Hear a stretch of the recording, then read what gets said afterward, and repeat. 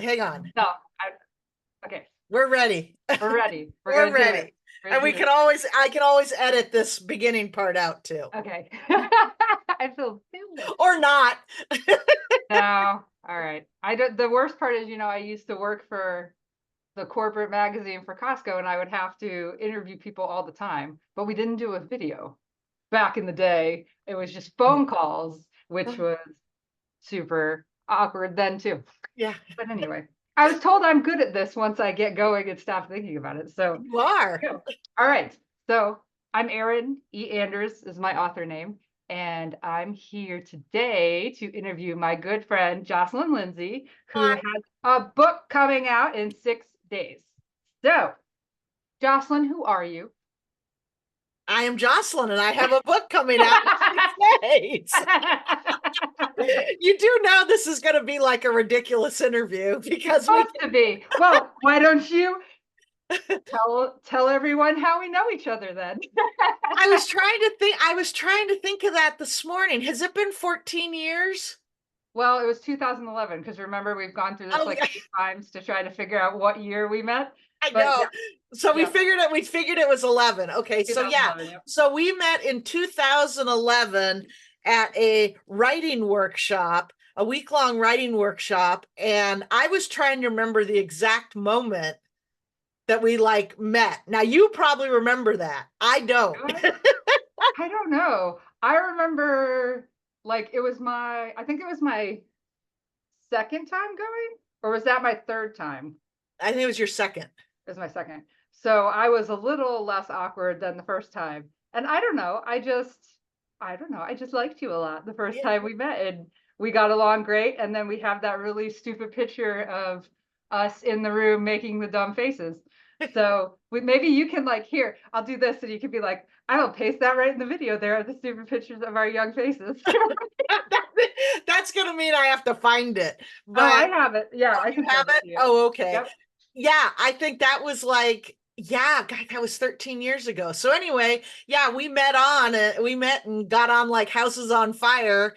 And Yep. it's been 13 years of fun and adventures and shenanigans. Yep. Shenanigans.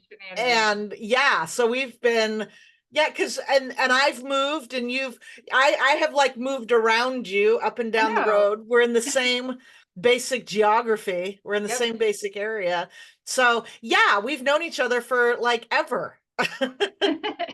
And it's fantastic. It's fantastic. We have a Yay. good time. We do have a good time. And yeah, we do. All right, so tell me a bit about your book because I've already read it, so I love it.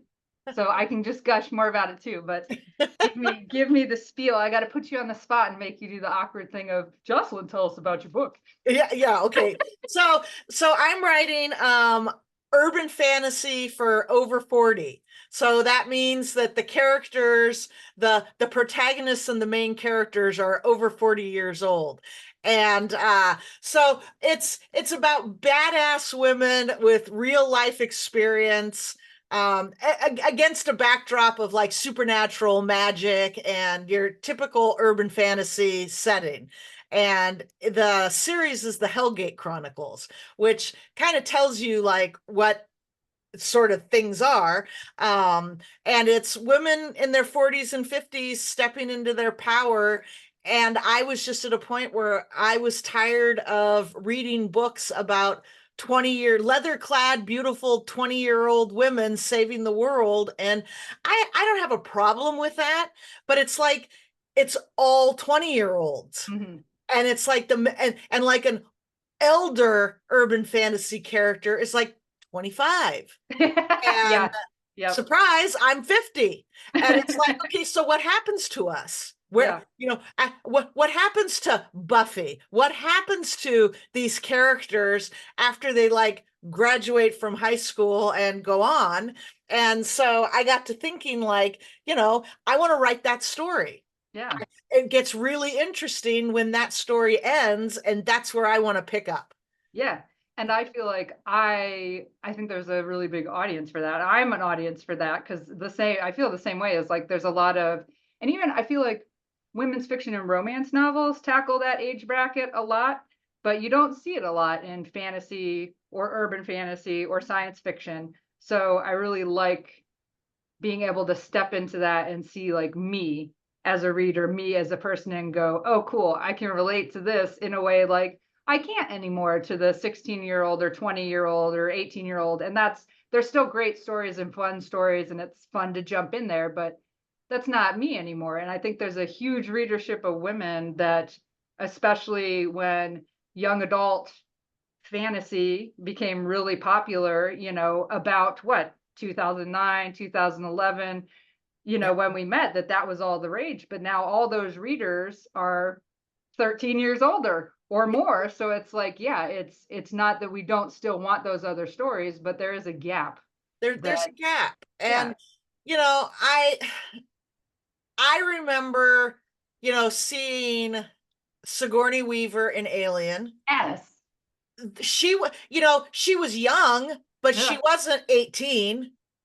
And No, and that wasn't the character she was. that wasn't the She was a character. space trucker. Like Right. that, She's yeah. totally a space trucker. She's a badass space trucker. Yeah, And and when Terminator 2 came out and we yeah. saw Sarah Sarah Connor. Connor, like badass Sarah Connor, it was Yeah, like, and even as a 20 something, I was like, I can't wait to grow up and be badass like that.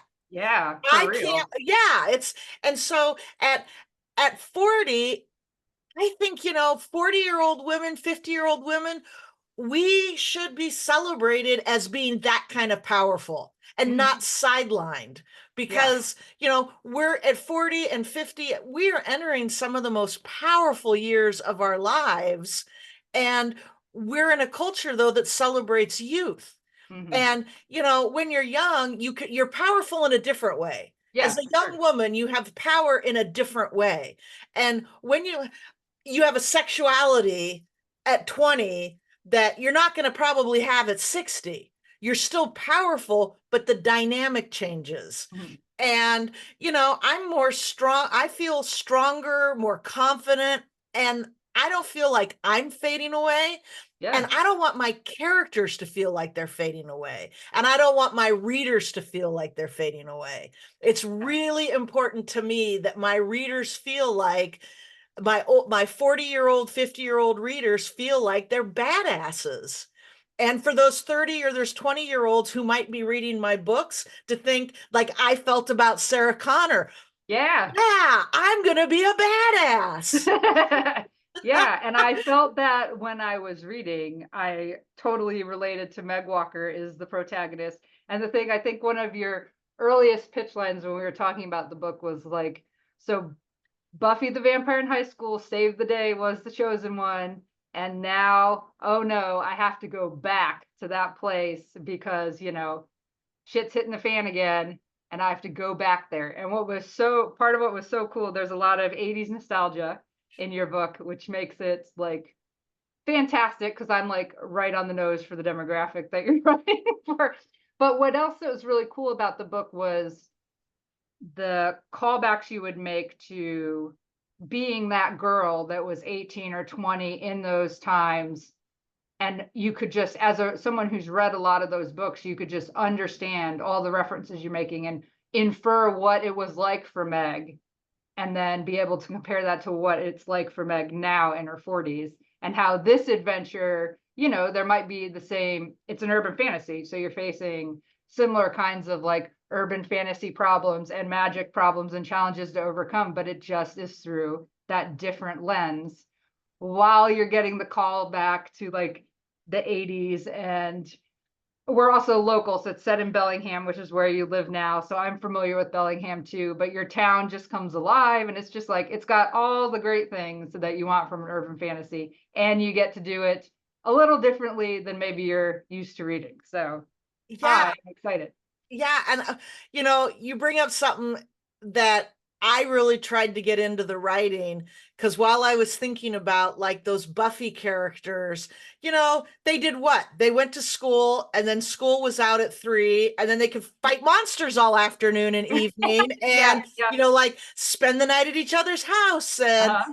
maybe they had part-time jobs. They had a lot of time to deal with the hassles of this Yep. magical world. Yep. And then, My, got in the my way of prom and things like that. Yeah, and my 40-year-old characters have jobs. They Mm, have like careers. They have teenage characters. They have things, they have mortgages. They yeah. have things they don't have a lot of time to deal with it. And their lives are not conducive to, well, okay, it's 5 o'clock. I gotta go fight monsters. It's like, Yeah. oh my God, I gotta go pick the kids up from soccer. And Yep. and so it's a lot more complicated for these characters than when they were 18. Yeah. And at, 17 and 18, they thought it was really easy. Fight the monsters, kill the monsters, shut the hell gate, move on. Yeah. And at Yep. 40, they're realizing, well, we were dumb. We thought it was fight the monsters, kill the monsters, and shut the hell gate. What did we know? We were Yeah. we were kids. We didn't know what Yeah. we were doing. Yeah. And so I had great fun writing a lot of that. Oh my God, because I look back at 16 and 17 and think, how did I survive? It's like, How did we survive when we weren't fighting monsters? And now you think, how would I fit monsters into my right, day at 40? right. So I had great fun with that. And it tickles me to hear that came through. Yes. That I love hearing that you got that. Yes. And And I am looking forward for so many more people to get that. And I think there's a demographic here that's waiting for you. So tell them, where do they get it? When do they get it? so it comes out on Thursday, and it is going to be there's a pre-order right now for the ebook, and the paperback will also be available on Amazon. And this is what we're the 20th Yep. of September right now in 2024, and there's a Goodreads giveaway going on right now for the next 3 days. Although no, I guess it won't matter because no, unless we post this sooner. But We can there's a good, post it sooner. Yeah. yeah, okay. So there's a Goodreads giveaway going on, and you can go sign up for the giveaway. There you go. So, um, Yeah, we'll get it up so everyone sees that. And then it'll be on my newsletter Tuesday too. And I'll put all the links in yeah, there, and we can put the links in the YouTube page stuff too. So everyone can fabulous, find your fabulous book. All fabulous. right, now I'm going to ask you 4 questions. These are very important. All right. So I want to hear your 3 favorite things about the 80s. Okay, my 3 favorite things. That's hard. I loved the 80s. Well, I didn't know anything. I mean, I didn't know anything else, but so as a child of the 80s, I loved the 80s. Let's see here. So, favorite songs. I think you asked me what my favorite song was, and that was really hard to choose. I have two. I have two. That's really Okay, I you have can a take big 2. I have a big thing about music. I know Yeah. lots, it drives my husband crazy because I can pick a song and know the title and the artist, Oh, especially nice. from that time period Yeah. by the first few parts of the riff, the opening riff. So for opening riffs, that's like a thing for me. Let's Go Crazy by Prince. All right. You can totally call a generation with the opening lines of Let's Go Crazy. I mean, dearly beloved, everybody knows that. And Yep. Pour Some Sugar on Me by Def Leppard, another opening riff. So Yep. um, let's see here. Favorite movie? Yeah. I loved horror movies. So Aliens, Nightmare on Elm Street, Yes. Oh, Hellraiser, yeah. they're all badass women. I mean, I Yep. love horror. It's badass women like saving the day from monsters, right? Except the one kind of horror crossover urban fantasy that I loved was The Lost Boys. Oh, My yeah. God, God, because that's I had a classic. huge crush on Kiefer Sutherland. Who Who didn't, right? didn't? Back when vampires didn't sparkle, right? Yeah. Yeah. Back when they were still monsters. So Yeah. yeah, Yeah. Kiefer Sutherland was the shit. All Uh, right. Give me a fashion accessory from the God, 80s. I don't have a fashion. My fashion in the 80s was like Meg's. Jeans, Grunge. totally grunge before, just on the verge of grunge becoming grunge, right? Oh, yeah. But I hated shoulder pads. I'm Yeah. tall. I'm broad Yeah. shouldered. The Yeah. last thing Same. I needed Same. was like looking like a linebacker. right? So Yep. there were so many that the fashion is one of the things I hated about the 80s. Yeah, I will give you that. Yeah, that's Yeah. all right. You've talked a little bit about it, but what's the best thing about being over 40? I have fewer fucks to give. Yes, it's true.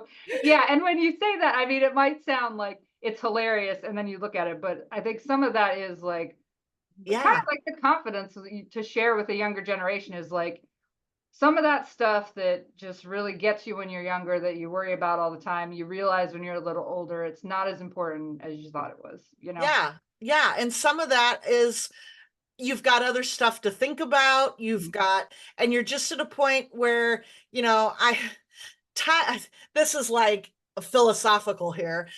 Let's Time do is it. limited. Yeah. At 50, I don't have 50 years ahead of me. You How might. I might, I might, but chances are I don't. Mhm. Um, so all I have to do is look at like the actual aerial table, right? So at 50, I'm starting to think about what do I want to do because I better do it. Yeah. I mean, if there's something I want to do, I better do it. And I really don't care at this point what people think about that because we've got limited time. Yeah. It's something we will not get more of. So I really feel like over 40, it's like, yeah, I've got things to do. I've got a mission. I got fewer fucks to give about the stuff that just doesn't matter. I'm focused on what I need to do. Yeah. And right now it's get that book out. It's get that book. Yeah. All right, let's do some recommended reading. We'll do something from the 80s and something from the now, however you want to define the now. Find the now. So from the 80s, Stephen King's It. I read tons and tons of horror and I watched tons and tons of horror. And I would say It just like I got It for my birthday. Was I like 14 or 15 when that book came out? And Oh so, man. yeah, Think about that book for a second. Think about the book you're putting out and It, which starts as the teenagers who solve the problem and then come back as the adults. So Stephen King, thank you, yeah, Stephen King. So we can have Meg Walker and Reunion and Jocelyn Lindsay's book today because totally. I mean, yeah, that's some of that's Meg Walker is the descendant of some of that. yeah, That's that lineage. yeah, I love yeah, it just like I loved it. It was yeah. such and I love his writing. Mhm. I love Yeah. how he writes. So I definitely It. And then today I'm gonna give you an indie author. I'm Okay. going to give a shout out to an indie author who I love, and her name is Shannon Meyer, Mhm. and her Nyx series is fantastic. Okay. That's another gritty, salty woman over 30, yeah, who has a lot of complications in her life, and she's another fabulous writer. She's All such a right. great writer. Awesome. I love it. I'm going to look her up because I have not read her. All She's right. good. And then to close this out, this is the most important question of the day. What is your favorite frog, Jocelyn? My favorite frog is Michigan J. Frog from the Michigan. old Warner Brothers cartoon. That was not the answer I was expecting, but Well, I had unexpected, right? The frog with the top hat. yeah. Hello, my lady. Hello, my darling. Oh my God. That is so great. That's my favorite frog. Good favorite. Well, thank you for chatting with me on our not scheduled chatting day. Thank you. This has been great. But yeah, and everyone needs to check it out. Give Reunion by Jocelyn Lindsay a read. You won't be disappointed. Thank you so And much. you'll probably be seeing more of the two of us doing stupid stuff because this is just how we roll. So, That's how we roll. all right. Thank you. Thank you. Love you. Mwah. Yeah.